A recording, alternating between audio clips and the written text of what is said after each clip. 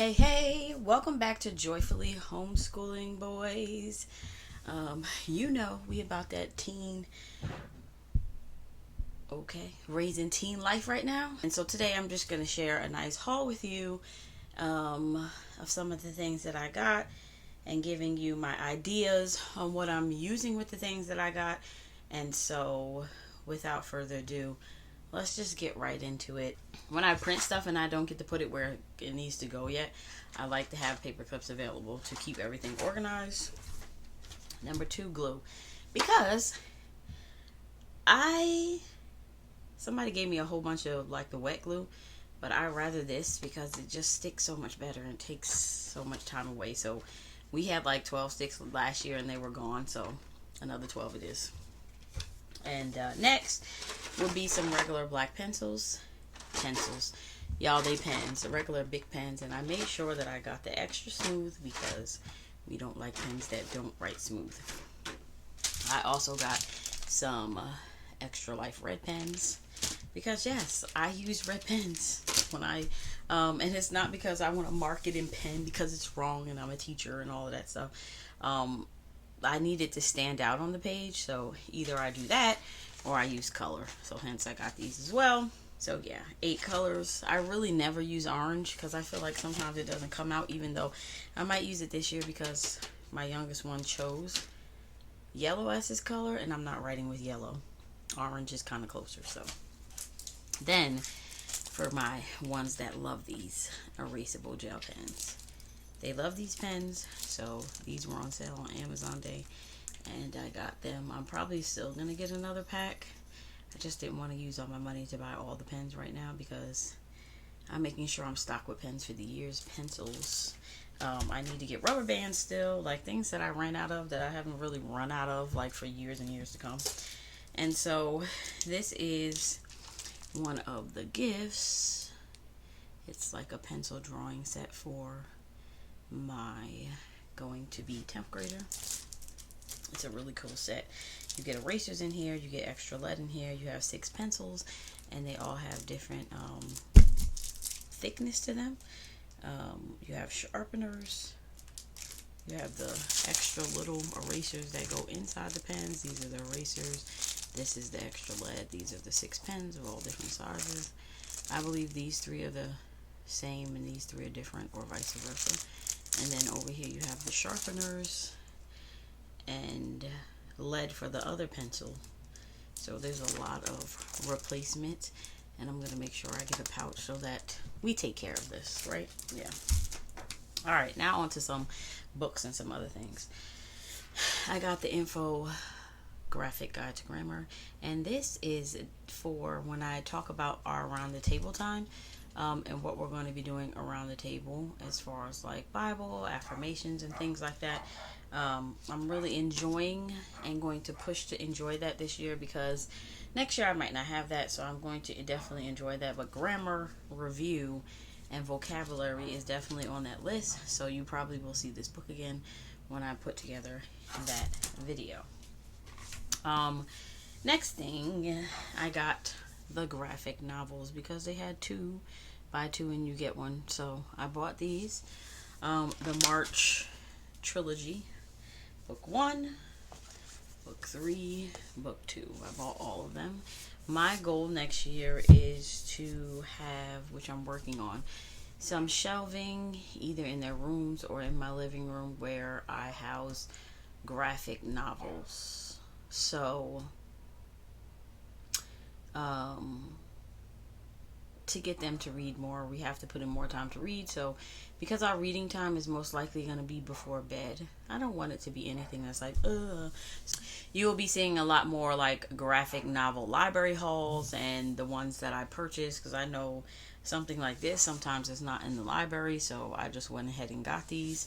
Also something that I plan to keep, so it depends on how I feel about the graphic novel, whether I'm going to keep it or whether I'm going to, whether I don't want to keep it.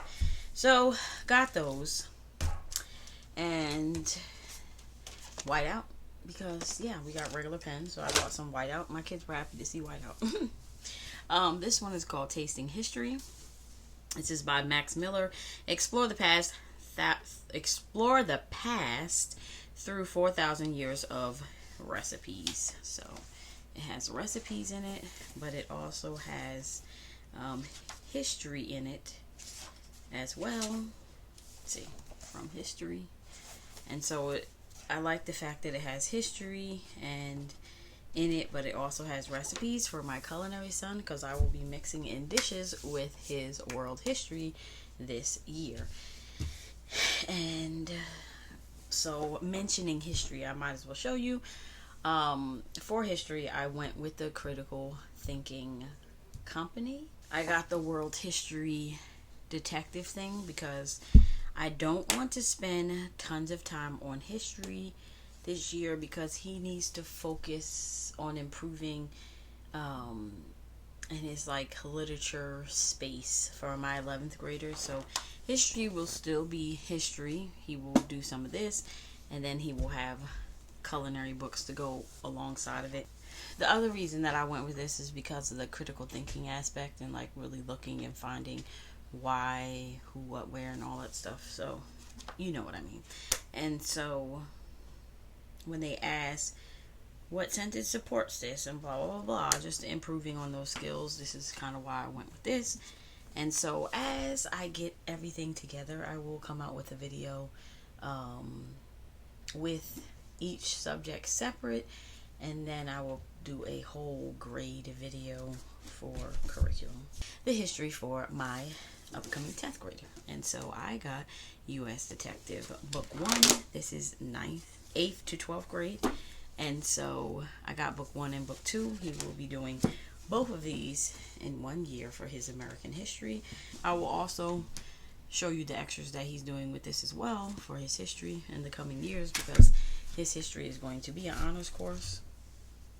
Hence why we're doing both books in 1 year. I chose not to do Knotgrass. I felt like he felt like it was a little bit boring, and I just didn't want to do another year that we really didn't have that much fun.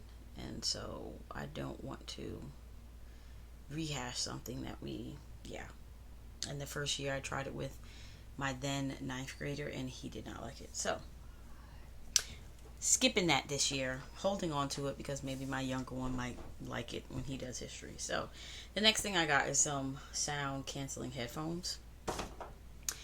I did not say this in any of my other videos, but they all did get tested for ADHD. They do not meet the requirements to have ADHD. So I feel like I am kind of free in a certain way. Not free to the point like, oh, there's something wrong with that. That's not what I'm saying. More so free to the fact that I know now that you are willing and able to do the things that you need to do in school, and that I've just been getting excuses. And yeah, so we need to set some better habits and some better boundaries, and yeah, that's what it's looking like. That's what I'm seeing from this whole experience of all of that.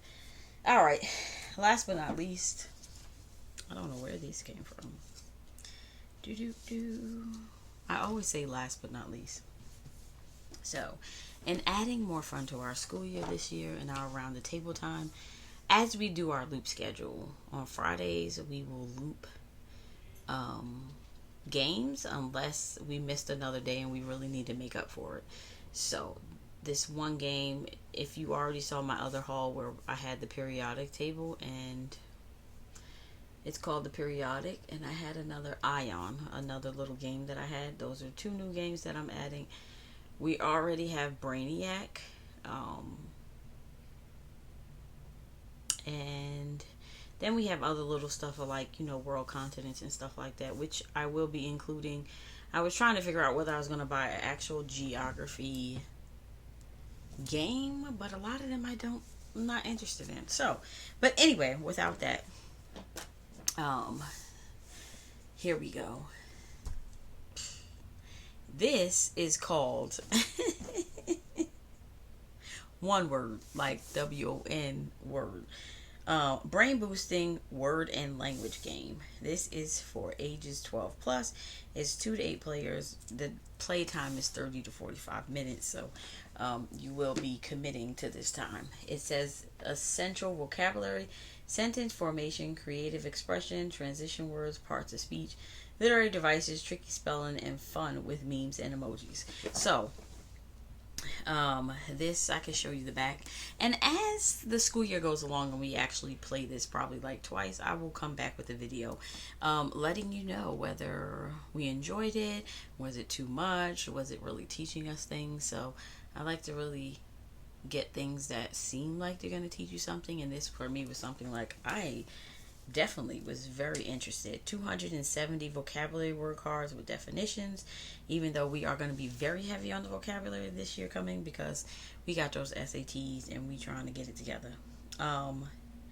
72 challenge cards that test essential language and expression skills. Custom dice, challenge cards. So they have F.O.R.M hot words, transition trailblazers, creative communicator, literary lion, contemporary clues, and grammar grid. And most likely, if you do follow me over on Instagram, like sometime during the school year, I will probably show inside of all of what this looks like. So if you want a closer view of that, make sure you know you over there checking out your girl on Insta.